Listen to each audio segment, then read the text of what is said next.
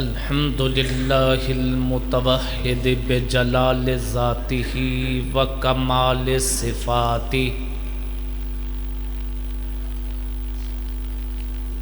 المتقدس فی نعوت الجبروت عن شوائب النقص وسماتہ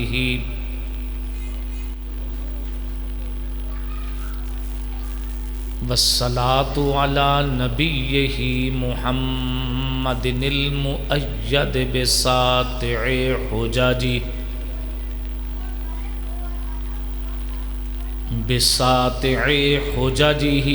وواضح بیناتہ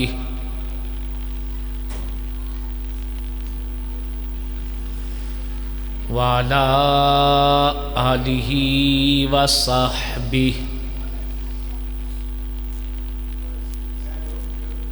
وعلى آلہ وصحبہ ہداة طریق الحق وحماتہ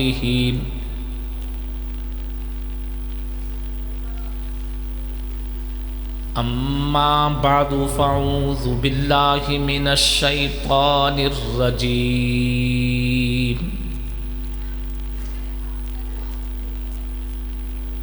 بسم اللہ الرحمن الرحیم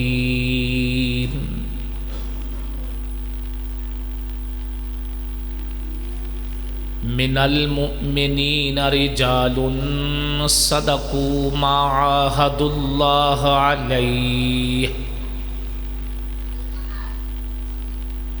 فمنهم من قضى نحبه ومنهم من ينتظر وما بدلوا تبدیلا صدق اللہ العظیم اللہم صلی علی محمد وعلی آل محمد کما صلیت علی ابراہیم وعلی آل ابراہیم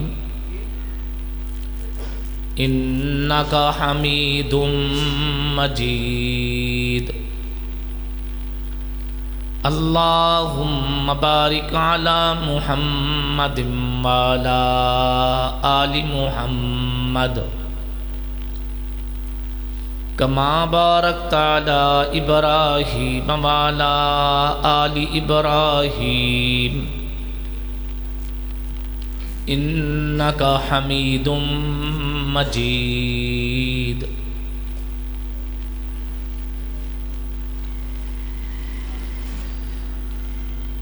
معزز علماء کرام، حاضرین محفل، دوستو، بھائیوں، ساتھیوں، پردہ نشین، خواتین اسلام، مائیں، بہنیں، بیٹیاں،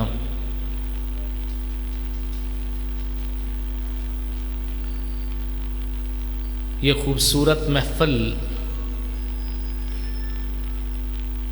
بڑے خوبصورت عنوان سے سجائی گئی ہے۔ اشتہار پہ موضوع ہے سیرت مکین گنبد خضرا۔ اشتہار جن دوستوں نے پڑھا ہے، یہ عنوان پڑھا ہوگا سیرت مکین گنبد خضرا۔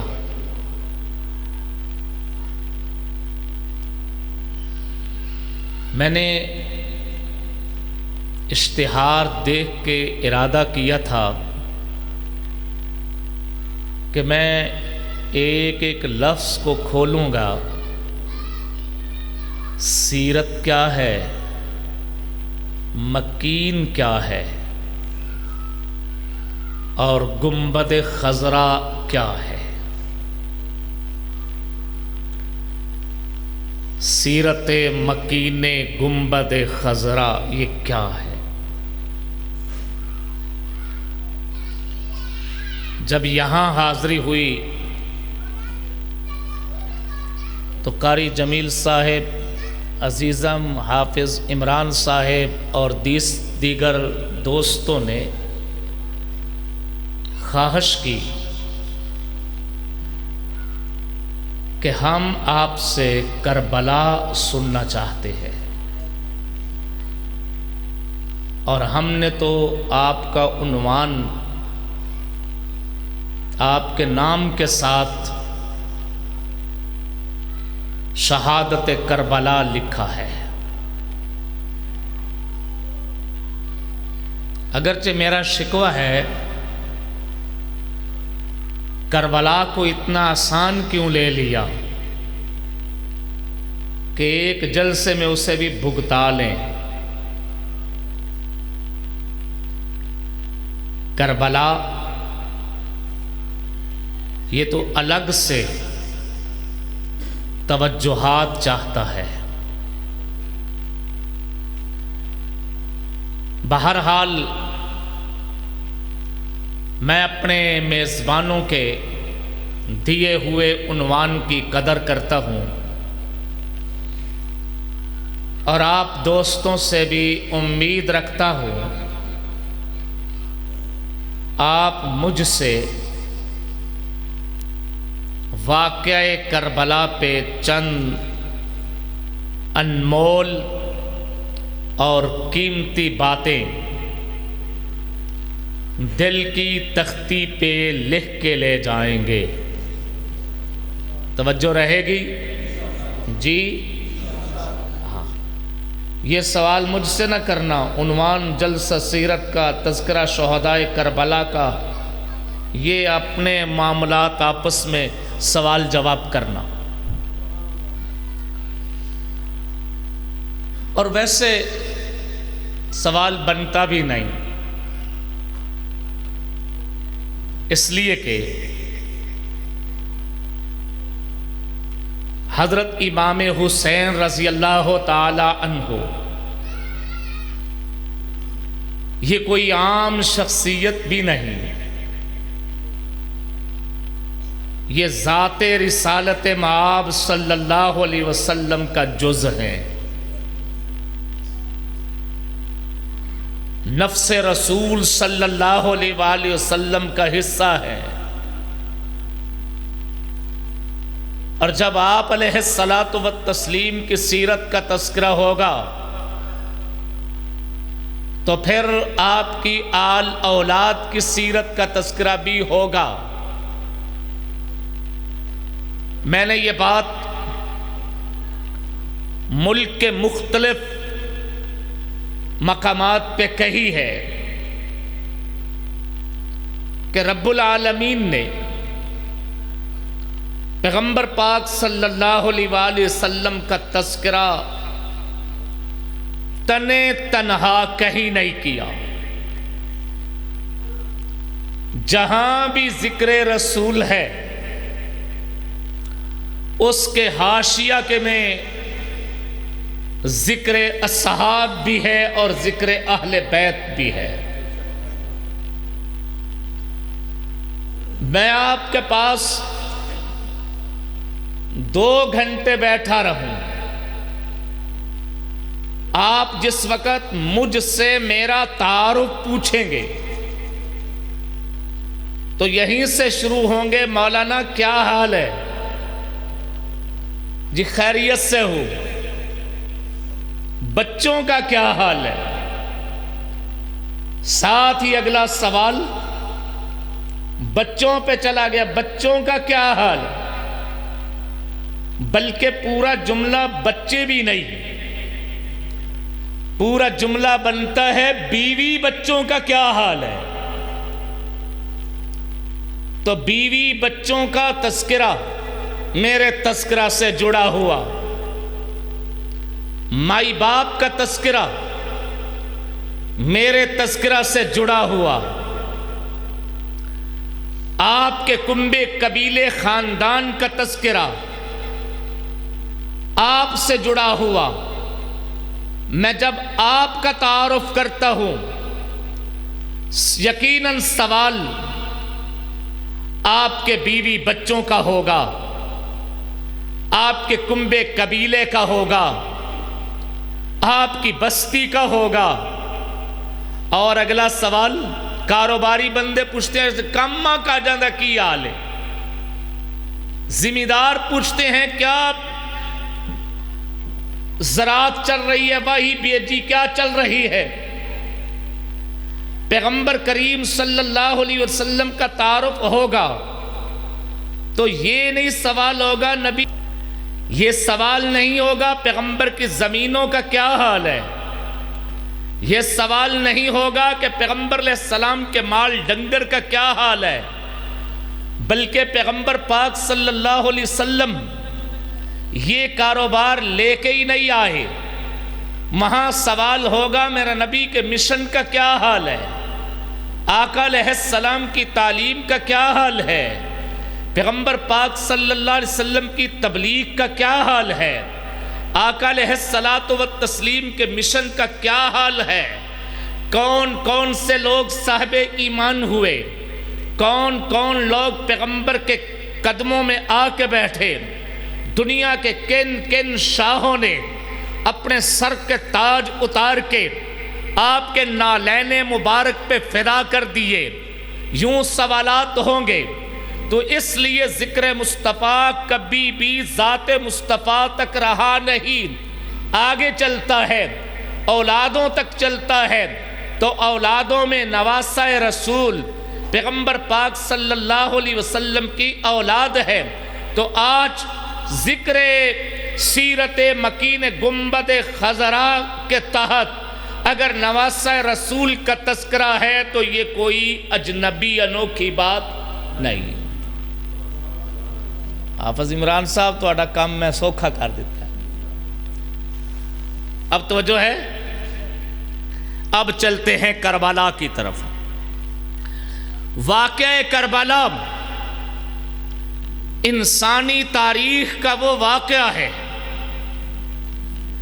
جس واقعہ کو انسانی تاریخ میں سب سے زیادہ پڑھا گیا، سب سے زیادہ لکھا گیا، سب سے زیادہ سنا گیا۔ اس سے بڑھ کے کوئی واقعہ، کوئی حادثہ، کوئی سانحہ انسانی تاریخ میں ایسا نہیں جس پر لکھا گیا ہو، جس کو پڑھا گیا ہو، جس کو سنا گیا ہو۔ سب سے زیادہ پڑھا جانے والا یہی واقعہ، سب سے زیادہ سنا جانے والا یہی واقعہ، سب سے زیادہ بیان کیا جانے والا یہی واقعہ۔ آپ کے جی میں سوال پیدا ہوگا، مولانا رسول نگری واقعات تو ایک سے ایک بڑھ کے دنیا میں پیش آئے، اس واقعہ میں 72 افراد نے جام شہادت نوش فرمایا۔ ہم تو تاریخ میں ایسے ایسے واقعات بھی پڑھتے ہیں جہاں 72 نہیں 7200 افراد شہید ہوئے، 7200 نہیں 72,000 افراد شہید ہوئے، 72,000 سے بھی بڑھ کے لاکھوں انسان تہے تیغ ہوئے۔ انسانی زندگی میں حادثات تو ایسے بھی آئے، ایک پل میں لاکھوں انسان لقمہ اجل بن گئے۔ تو ان واقعات کو جہاں لاکھوں انسان ایک پل میں بڑے بڑے محلات سے زمین بوس ہو گئے، اپنے اونچے اونچے تختوں سے قبر کی پاتال میں اتر گئے، ان کے قصوں کو اتنا نہیں پڑھا گیا، اتنا نہیں سنا گیا۔ پھر وجہ کیا ہے کہ کربلا ہی کو بظاہر تو گنتی کے افراد ہیں جو شہید ہوئے، بظاہر درجنوں میں ہیں، سینکڑوں میں نہیں درجنوں میں ہے، اور ادھر واقعات میں درجنوں میں نہیں ہزاروں میں نہیں لاکھوں میں انسان موت کا لقمہ بنے، ان کو نہ اتنا پڑھا گیا نہ سنا گیا، ان کو سب سے زیادہ پڑھا بھی گیا سنا بھی گیا۔ وجہ کیا بنتی ہے؟ میری بات سمجھ آ رہی؟ سوال سمجھ آیا؟ یہ سوال تو وہ تھا جو آپ نے کرنا تھا، آپ کے جی میں آئے گا کہ بالآخر اسی کو کیوں اتنا زیادہ پڑھا گیا سنا گیا ہے۔ احباب کرام، اس کی وجہ ہے کربلا میرے وجدان کے مطابق، میرے نظریہ کے مطابق ایک واقعہ ہی نہیں بلکہ کربلا انسانی تاریخ کی درسگاہ ہے، انسانی تاریخ کی درسگاہ ہے۔ جب سے یہ واقعہ پیش آیا اس وقت سے لے کے آج تک بعض لوگوں نے اسے صرف قتل گاہ کی حیثیت سے پڑھا یا ایک مقتل کی حیثیت سے پڑھا۔ میں بھی مانتا ہوں کہ قتل گاہ ہے، میں بھی مانتا ہوں کہ مکتب ہے۔ قتل گاہ میں لاشیں بکھرے پڑے ہوتے ہیں، مقتل میں لاشیں بکھرے پڑے ہوتے ہیں۔ قتل گاہ میں جائیں تو وہاں باپ اپنی آنکھوں کے سامنے اپنے لخت جگر کو تڑپتا دیکھتا ہے۔ قتل گاہ میں جائیں تو بہن اپنے بھیا کے جسم کو لہو لہو دیکھتی ہے۔ یہ قتل گاہ ہے، یہ مقتل ہے۔ میں مانتا ہوں کہ کربلا مقتل ہے۔ اس کربلا میں بوڑھے باپ نے اپنے جوان علی اکبر کو اپنی آنکھوں سے تڑپتے دیکھا، بوڑھے باپ نے اپنے معصوم دودھ پیتے ہوئے بچے علی اصغر کے حلق میں تیر آر پار ہوتے دیکھا۔ میں مانتا ہوں کربلا مقتل ہے۔ اس کربلا مقتل میں ایک بہن نے اپنے بھیا کو جسم کے ٹکڑے ٹکڑے ہوتے دیکھا۔ میں مانتا ہوں کربلا مقتل ہے۔ ایک بیٹی نے اپنے باپ کے لہو کو خاک و خون میں تڑپتے دیکھا۔ میں مانتا ہوں کربلا مقتل ہے، جہاں پہ باپ اپنے بیٹے کا اور بیٹا اپنے باپ کا، بھائی اپنے بھائی کا، بہن اپنے بھائی کا لاشا اٹھا رہی ہے۔ کربلا مقتل ہے، بلا شبہ مقتل ہے، لیکن رتہ دھوتڑ کے دوستوں، قرب و جوار کے دوستوں، آج اس کا ایک اور عنوان بھی لے کے جائیے۔ کربلا صرف قتل گاہ ہی نہیں بلکہ رہتی دنیا تک انسانیت کی درسگاہ بھی ہے۔ درسگاہیں ویران نہیں ہوا کرتی، درسگاہیں مکتب ویران نہیں ہوا کرتے۔ مکتب کو پڑھا جاتا ہے، درسگاہ کو پڑھا جاتا ہے۔ آپ کہو گے قتل گاہ میں اور درسگاہ میں فرق کیا ہے؟ مقتل میں مکتب میں فرق کیا ہے؟ جناب حکیم امداد اللہ صاحب، فرق بڑا واضح ہے۔ مقتل کا اور مکتب کا، بندہ مقتل میں داخل ہوتا ہے، وہاں بکھرا ہوا لہو دیکھ کے آنکھوں میں اندھیرا آ جاتا ہے، اور بندہ جب مقتل میں نہیں مکتب میں داخل ہو جاتا ہے تو وہاں آنکھوں میں اندھیرا نہیں، آنکھوں میں روشنی آ جاتی ہے۔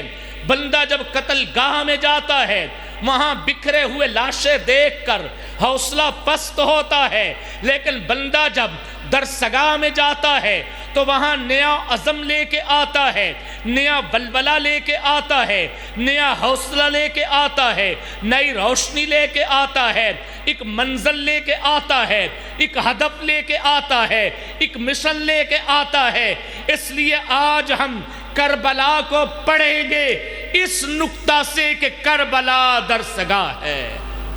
پڑھیں گے، چلیں پھر درسگاہ کربلا میں چلیں، صحرائے کربلا کی درسگاہ میں حاضری دیں، وہاں پہ دوزانو ہو کے بیٹھیں اور وہاں سے سبق لیں۔ چلتے ہیں پھر آج ہم درسگاہ کربلا کے ملنگ بن کے نہیں بلکہ طالب علم بن کے درسگاہ کربلا کے ملنگ بن کے نہیں، بلکہ کیا بن کے؟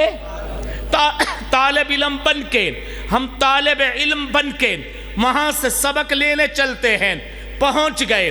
اب ہم تصورات کی دنیا میں، تخیلات کی دنیا میں، بالکل وہی تصورات، وہی تخیلات. بعض میرے ادیب نوعیت کے دوستوں کو علم ہوگا، علامہ اقبال رحمت اللہ تعالی علیہ نے رب العالمین کی بارگاہ میں ایک شکوہ کیا تھا اور ایک جواب شکوہ آیا تھا. حقیقت میں دیکھا جائے نہ رب سے ہم کلام علامہ اقبال ہوا اور نہ رب تعالیٰ نے یوں جواب دیا. یہ صفت تو حضرت موسیٰ کو حاصل تھی. موسیٰ کلیم اللہ ہیں، رب سے پوچھتے ہیں، رب تعالیٰ جواب دیتے ہیں. علامہ اقبال اپنے وجدان میں سوال کرتا ہے اور پھر قرآن کے آئینہ میں وہ دیکھتا ہے اس کا جواب کیا ہے. قرآن کریم کے گہرے سمندر میں غوطہ لگا کے جواب نکالتا ہے. ہم بھی تصورات کی دنیا میں حاضری دیتے ہیں، امام عالی مقام کے سامنے دوزانو ہو کے بیٹھ جاتے ہیں، نواسہ رسول کے سامنے، پیغمبر کریم صلی اللہ علیہ وسلم کے نور نظر کے سامنے، سیدہ فاطمہ الزہرا کے لخت جگر کے سامنے اب ہم حاضر ہو کے پہلا سوال یہ کرتے ہیں، اے درسگاہ کربلا، میں آج آپ سے سبق لینا چاہتا ہوں. میرا پہلا سوال یہ ہے، اس سوال کو آپ نے حل کرنا ہے، اس سوال کا مجھے جواب دینا ہے، اس سوال کا جواب مجھے آپ سے لینا ہے. آپ مجھے اس کا جواب دیجئے.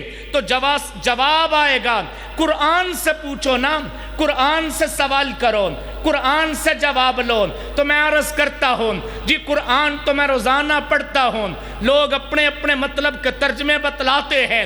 میں کربلا والوں سے، میں آپ کا شاگرد ہوں، میں حسینی ہوں، حسینیت کا نعرہ لگاتا ہوں، آپ کے نام کا جھنڈا بلند کرتا ہوں، آپ کے نام کے نعرے لگاتا ہوں. اس لیے میں آپ سے پوچھوں گا، انسان کو زندگی میں جس طرح خوشیاں ملتی ہیں، غمیاں بھی ملتی ہیں، انسان کو زندگی میں جس طرح انعامات کی بارش برستی ہے، اسی طرح کبھی کبھار غم اور صدمے بھی آتے ہیں.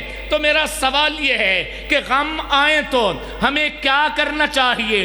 غموں میں مجھے کیا سبق آپ سے ملتا ہے؟ غم آئے تو کیا میں غم کو دیکھ کے میں ہائے وائے کرنے لگ جاؤں؟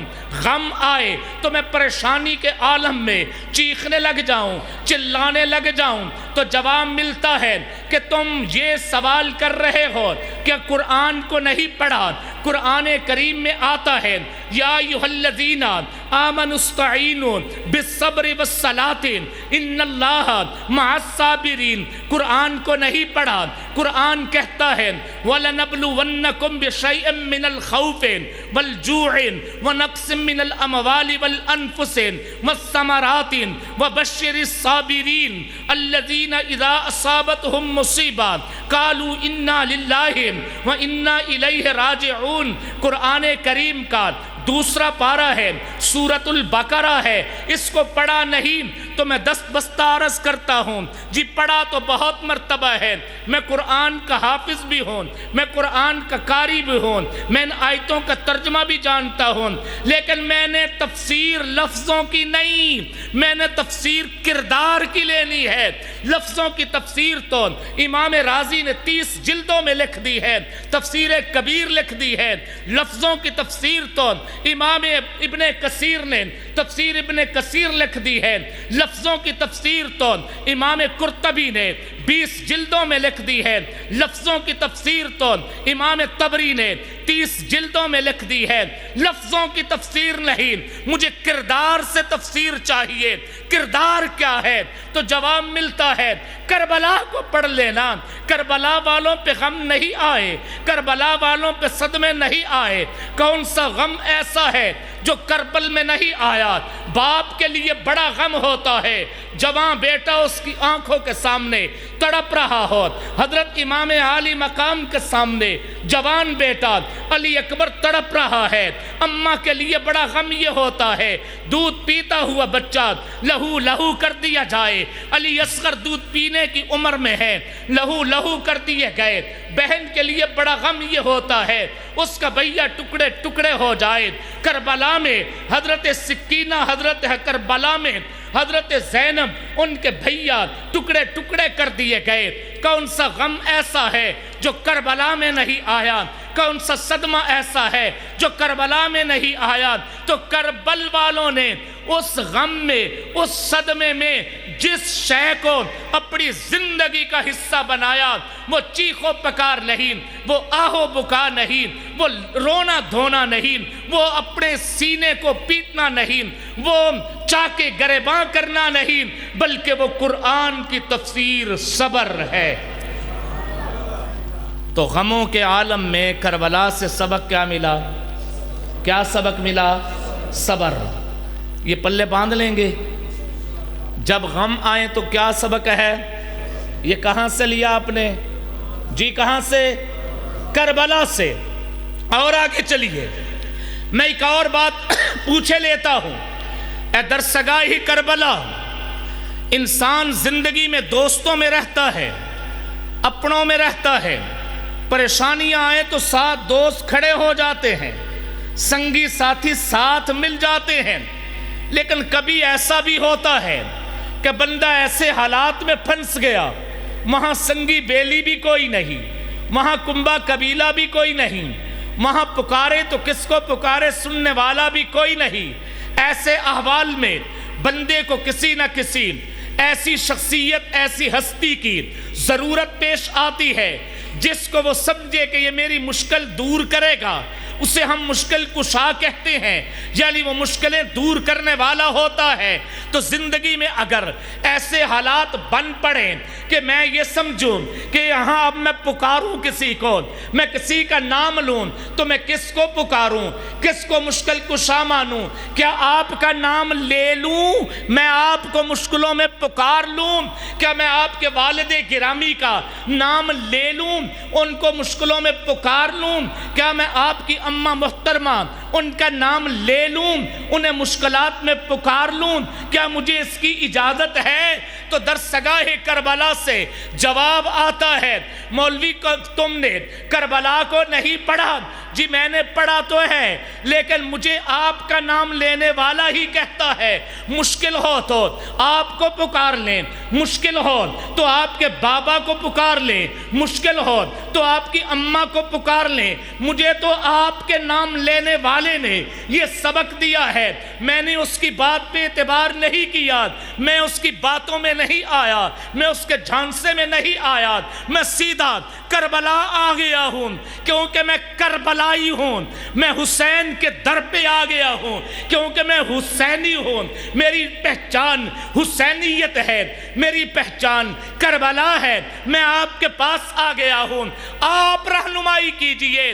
تو جواب ملتا ہے کہ دیکھو کربلا میں مشکل آئی کہ نہیں آئی؟ بلا شبہ آئی۔ تو پھر دیکھو کربلا کی راتوں میں سر جھکے ہوئے ہیں تو کس کے آگے؟ کس کے آگے جھکے ہوئے ہیں؟ کربلا کے خیموں میں خواتین نے سر جھکائے ہیں تو کس کے آگے؟ کربلا کے میدان میں امام عالی مقام نے سر جھکایا ہے تو کس کے آگے؟ پھر سر جھکا کے یا جھولی پھیلا کے مانگا ہے تو کس سے مانگا ہے؟ ساری ساری رات کربلا کے خیموں سے آوازیں آ رہی ہیں کسی کو پکارنے کی، تو وہ کون سی ذات ہے جس کو پکارا گیا؟ تو کربلا کے خطبے بتلاتے ہیں، کربلا کی کہانیاں بتلاتی ہیں کہ کربل والوں کی زبان پہ اللہم اللہم وہی نغمہ تھا، وہی جملہ تھا، وہی ترانہ تھا جو کل کلام کربلا کے بابا حضرت آقا علیہ السلام نے بدر کے میدان میں سر سجدے میں جھکا کے جس کے سامنے سر جھکایا، جس سے مانگا، وہ رب العالمین کی ذات ہے۔ اس لیے کربلا کا سبق یہ ہے، درس یہ ہے، کربلا کا آپ کے لیے پیغام یہ ہے، مشکل کشا حاجت روا ایک خدا ایک خدا۔ دوسرا سبق آ گیا، ہمارے عقیدوں کا مشکل کشا کون ہے؟ ہمارے عقیدے کے مطابق حاجت روا کون ہے؟ یہ کہاں سے لیا سبق ہم نے؟ جی کہاں سے لیا؟ کربلا سے۔ آگے چلتے ہیں، میں ایک اور تیسرا مسئلہ پوچھے لیتا ہوں۔ میں عرض کرتا ہوں، اے درسگاہ کربلا مجھے یہ بتلائیے، نماز تو ہم پڑھتے ہیں ہم، لیکن ہمیں کچھ بندے آ کے کہتے ہیں نماز کی ضرورت کوئی نہیں، نماز تو بس محض نماز یہ تمہارے سر جھکانے اوپر نیچے ہونے کی حرکات کا نام ہے، تم کربل کا تذکرہ سن لیا کرو وہی کافی ہے، نماز کی حاجت و ضرورت نہیں۔ میں پوچھنا صرف یہ چاہتا ہوں، کیا کبھی مسلمانوں کو نماز کی معافی بھی ہو سکتی ہے کہ مسلمان کہے کہ میں نام لے لوں نبی کا اور نماز چھوڑ دوں، میں نام لے لوں علی حیدر کرار کا اور نماز چھوڑ دوں، میں نام لے لوں حضرت جعفر طیار کا اور نماز چھوڑ دوں، میں نام لے لوں حضرت حیدر کرار کے بڑے بھائی حضرت عقیل کا اور نماز چھوڑ دوں، میں نام لے لوں پیغمبر کی لخت جگر سیدہ خاتون جنت کا اور نماز چھوڑ دوں، میں نام لے لوں حضرت امام حسن کا نماز چھوڑ دوں، میں نام لے لوں حضرت امام حسین کا نماز چھوڑ دوں، میں نام لے لوں حضرت زین العابدین کا اور نماز چھوڑ دوں، میں نام لے لوں حضرت محمد باقر کا نماز چھوڑ دوں، میں نام لے لوں حضرت محمد جعفر صادق کا نماز چھوڑ دوں، میں نام لے لوں حضرت موسیٰ کاظم کا نماز چھوڑ دوں، میں یوں نام لیتا رہوں نمازیں چھوڑتا رہوں، کیا مجھے نماز چھوڑنے کی اجازت ہے؟ تو سوال ہوتا ہے یہ کس نے پٹی پڑھا دی تمہیں کہ تمہیں نمازوں کی حاجت نہیں، ضرورت نہیں؟ تو میں دست بستہ عرض کرتا ہوں، جی یہ بھی وہ کہتے ہیں جو اپنے آپ کو آپ کا بتاتے ہیں، یہ وہ کہتے ہیں جنہوں نے اپنے نام حسینی رکھے ہوئے ہیں، یہ وہ کہتے ہیں جو اپنے آپ کو کربلائی کہتے ہیں، یہ وہ کہتے ہیں بس آنکھوں سے آنسو بہا لو کافی ہو گیا ہے۔ تو جواب ملتا ہے جاؤ انہیں بھی یہ سبق پڑھا دو، رتہ دھوتر کے لوگوں کو بھی پڑھا دو، سبھی کو سمجھا دو، نماز کی معافی تو اس لمحے بھی نہیں ہوئی تھی جس وقت حضرت امام عالی مقام رضی اللہ تعالی عنہ دشمن کی آنکھوں میں آنکھیں ڈال کے گفتگو کر رہے تھے، حتیٰ کہ آپ نے جب جان دی ہے تو جان بھی حالت نماز میں دی ہے۔ جان بھی کہاں دی ہے؟ حالت نماز میں۔ یہاں میں ایک چھوٹا سا نکتہ دیتا چلا جاؤں۔ آپ نے کربلا بہت مرتبہ سنا ہوگا۔ نماز کی ایک ابتدائی حالت ہے، ابتدائی رکن، اور ایک انتہائی رکن، آخری۔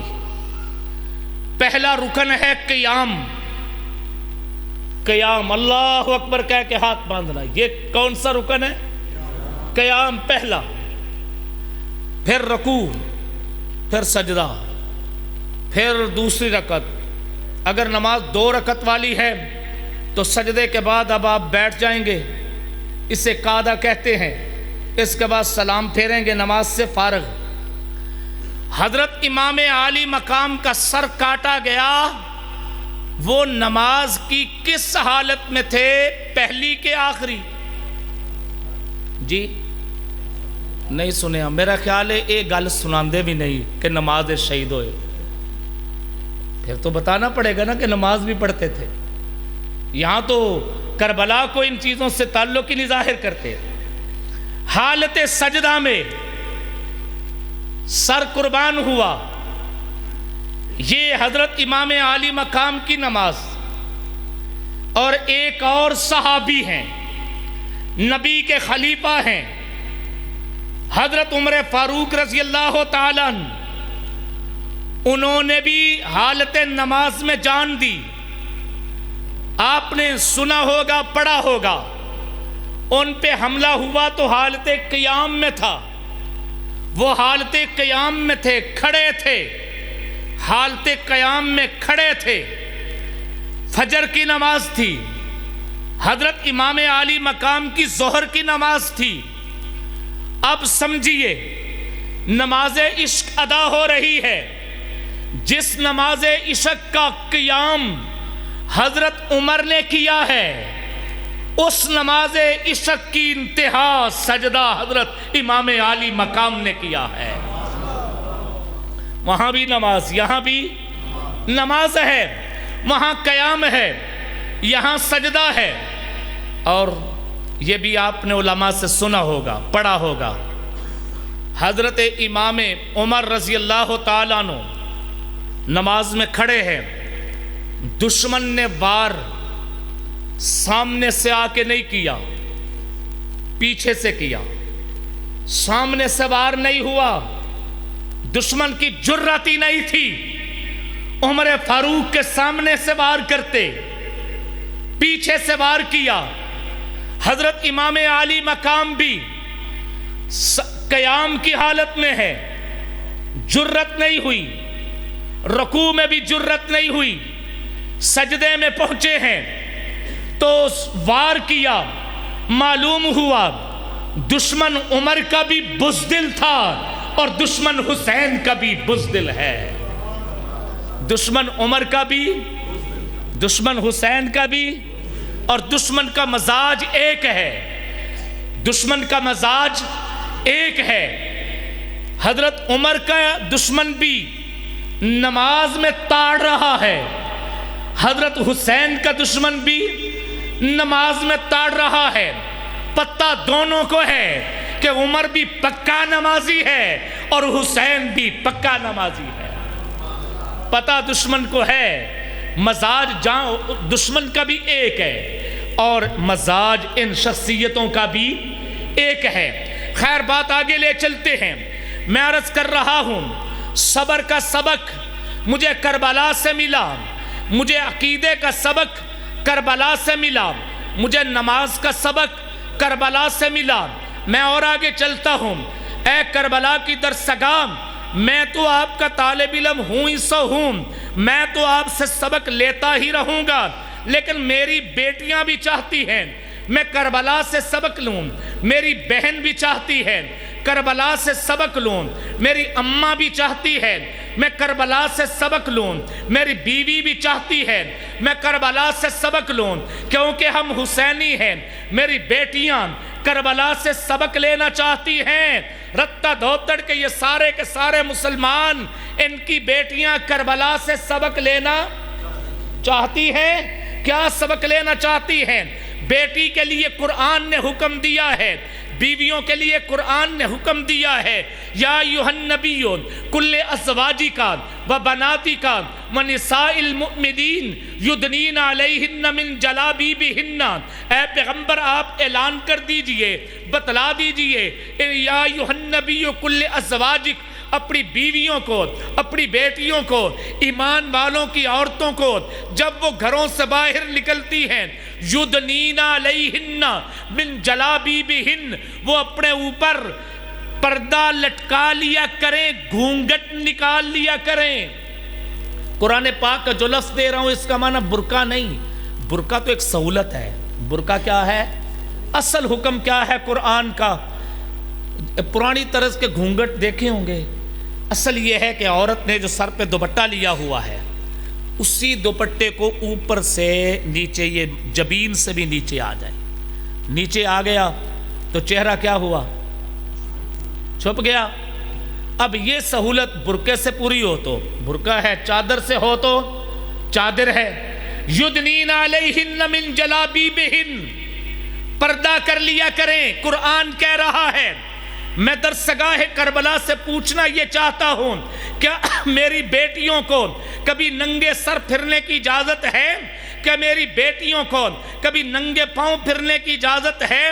کیا میری بہنوں کو چاکے گریباں کرنے کی اجازت ہے؟ کیا میری بیوی کو چاکے گریباں کرنے کی اجازت ہے؟ کب سر کے بال نوچنے کی اجازت ہے؟ چہرہ پیٹنے کی اجازت ہے تو کربلا کی درسگاہ سے سوال ہوتا ہے یہ پوچھ کیوں رہے ہو؟ تو میں جواب عرض کرتا ہوں اس لیے کہ جو ہی محرم شروع ہوتا ہے آپ کا نام لے کے، سیدہ فاطمہ کا نام لے کے، سیدہ سکینہ کا نام لے کے، سیدہ زہرا کا نام لے کے، سیدہ رباب کا نام لے کے، کربلا کی خواتین کا نام لے کے کچھ عورتیں نکل آتی ہیں، ان کے پاؤں بھی ننگے ہوتے ہیں، ان کے سر سے آنچل اترا ہوتا ہے، ان کے چاکے گریباں ہوتے ہیں، وہ اپنے چہرے کو پیٹتی ہیں اور کہتی ہیں ہم زہرا کے لیے ایسا کر رہی ہیں، ہم سیدہ خاتون جنت کے لیے ایسا کر رہی ہے۔ تو کیا عورت کے لیے کبھی غم کے موقع پہ، صدمہ کے موقع پہ، پریشانی کے موقع پہ اپنے سر کا آنچل اتار دینا، اپنے دوپٹے اتار دینا، اس کی کوئی گنجائش ہے؟ تو جواب ملتا ہے کیا تم نے کربلا کو نہیں پڑھا؟ کیا کربلا میں بیٹیاں نہیں تھیں؟ کیا کربلا میں بہنیں نہیں تھیں؟ کیا کربلا میں مائیں نہیں تھیں؟ کیا کربلا میں بیویاں نہیں تھیں؟ کیا ان بہنوں کے بھائی ٹکڑے ٹکڑے نہیں ہوئے تھے؟ کیا ان بیٹیوں کے باپ ان کے لاشیں نہیں گرے تھے؟ کیا ان بیویوں کے شوہر ان کے سہاگ لہو لہو نہیں ہوئے تھے؟ کیا ان ماؤں کے سامنے ان کے لختے جگر ٹکڑے ٹکڑے نہیں ہوئے تھے؟ تو میں عرض کرتا ہوں جی ہوئے تھے۔ تو پھر سوال ہوتا ہے کیا انہوں نے سر کے آنچل اتار دیے؟ کیا انہوں نے ایسا کر لیا؟ میں عرض کرتا ہوں حضور جو ہمیں یہ سناتے ہیں وہ تو بڑا کچھ سنا دیتے ہیں، وہ تو کہتے ہیں کہ آپ کے گھرانے کی خواتین کو یوں پیش کرتے ہیں معاذ اللہ تعالی جیسے یہاں کی خواتین ہوں۔ تو جواب ملتا ہے انہوں نے ان عورتوں کو پڑھا ہی نہیں ہے، آسمان ان پہ گر جائے ان کا سر سے آنچل نہ اترے، آسمان زمین ان کے قدموں سے کھسکنے لگے تو وہ صبر کا دامن نہ چھوڑیں، وہ اپنے چہرے کو نہ پیٹیں، اپنے بالوں کا نہ نوچیں۔ تو خلاصہ یہ نکلا کربلا کی درسگاہ نے میری بیٹی کو پردے کا سبق دیا کہ حضرت سیدہ فاطمہ الزہرا رضی اللہ عنہا کے جو لختے جگر ہیں وہ کربلا میں لہو لہو ہوئے، ان کی بیویاں موجود تھیں لیکن سر کا آنچل نہیں اترا، ان کے بیٹے موجود تھے، ان بہنوں نے، ماؤں نے، بیٹیوں نے، حضرت سیدہ سکینہ حضرت امام حسین کی بیٹی ہے، اپنے ابا کے میت پہ آ کے، اپنے ابا کے جسم کے اوپر آ کے سر تو اتار کے وہ ظالم لے گئے تھے، باقی جسم کے اوپر آ کے اپنے بالوں کو نہیں بکھیرا، انہوں نے آ کے اپنے سر کے بال نہیں نوچے، اپنے چاک کا گریباں کو چاک نہیں کیا، بلکہ صبر کا دامن اور پردے کا دامن سنبھال کے رکھا۔ کربلا کا سبق ہی یہی ہے۔ کتنے سبق ہو گئے؟ 4-5 تو ہو گئے، ایک آدھا اور سنائے دیتا ہوں۔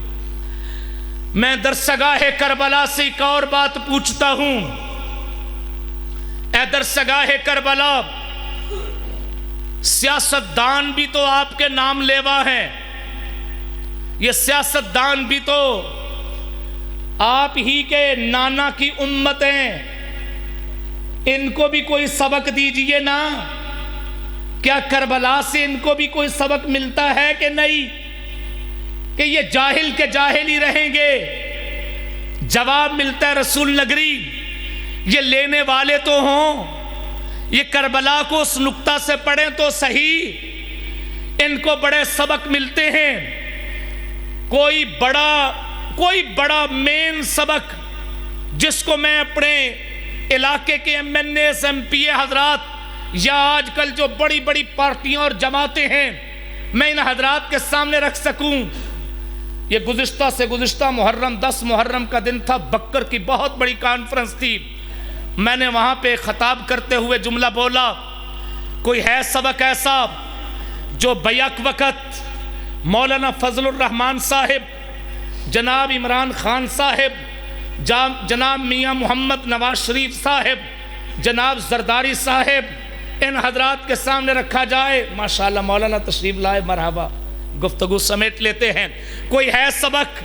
تو جواب ملتا ہے ایک سبق ہے، ان کی آپس میں ناراضگیاں ہیں، جھگڑے ہیں، اختلافات ہیں، مانتے ہیں بڑے اختلاف ہیں، لیکن اس سے بڑا اختلاف تو نہیں ہوگا جو حضرت امام حسین کا یزید سے تھا، اس سے بڑا اختلاف تو نہیں ہوگا جو امام عالی مقام کا یزید کے نقطہ نظر سے تھا، اس سے بڑا اختلاف تو نہیں ہوگا۔ جی حضور نہیں ہوگا، تو پھر سبق لو نا، ہم نے مذاکرات کا دروازہ وہاں بند نہیں کیا۔ مذاکرات کا دروازہ بند کربلا میں ہوا، مذاکرات کا دروازہ، یہ میں جملہ دے رہا ہوں، جائیے بڑے سے بڑے کسی بھی عالم سے پوچھئے، اس سے بھی پوچھئے جو مجھے معاذ اللہ منکر بتلاتا ہے، جی یہ تو سارے منکر ہیں، ان سے بھی پوچھئے مذاکرات کا دروازہ کربلا میں کھلا تھا کہ بند ہوا تھا؟ جی سنیے آپ نے یہ پہلے بات، مذاکرات کا دروازہ کربلا میں بند نہیں ہوا، حضرت امام عالی مقام کی طرف سے بند نہیں ہوا، کھلا رہا۔ تو امام عالی مقام نے دنیا بھر کے سیاستدانوں کو بھی سبق دے دیا، تمہارے اختلاف جس درجے کے بھی ہون، جس نوعیت کے بھی ہون، تمہارے سامنے وہ یزید تو نہیں کھڑا ہوگا جو میرے سامنے کھڑا ہوا ہے، اس سے نیچے کے ہی ہوں گے۔ جب میں نے کربلا کے اندر مذاکرات کا دروازہ نہیں بند کیا، تم کون ہوتے ہو یہ کہو کہ ہم اب فلاں سے بات نہیں کر سکتے، فلاں سے نہیں کر سکتے؟ کربلا انسانیت کی درسگاہ ہے۔ اچھا ایک تو سبق یہ مل گیا،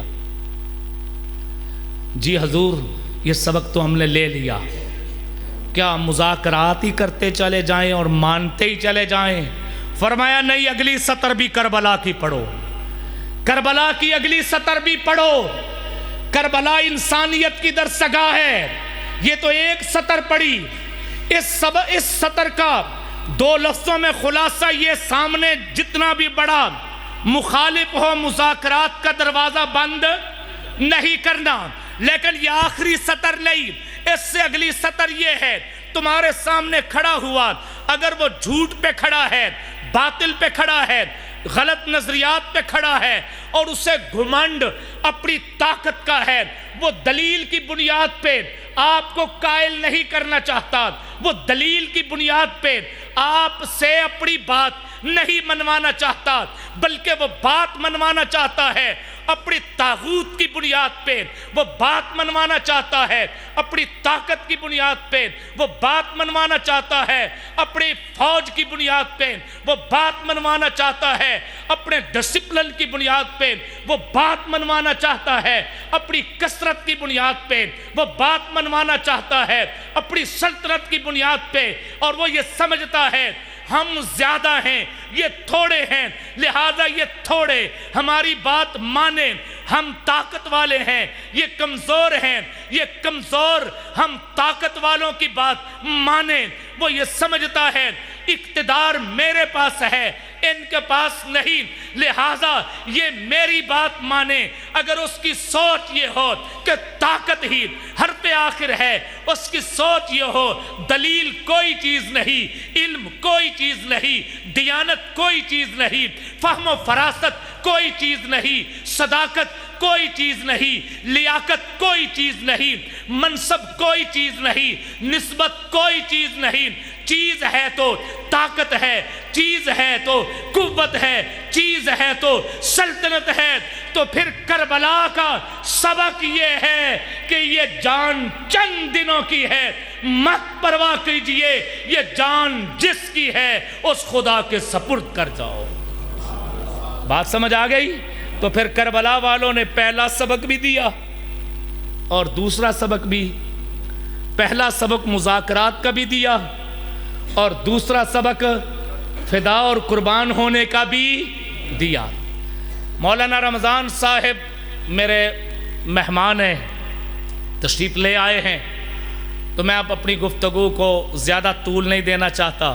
عنوان قائم کیا تھا، ہم کربلا پڑھتے ہیں ایک قتل گاہ کی حیثیت سے، لیکن آج پڑھیں گے ایک درسگاہ کی، ہم کربلا پڑھتے ہیں ایک مقتل کی حیثیت سے، اب پڑھیں گے ایک مکتب کی حیثیت سے۔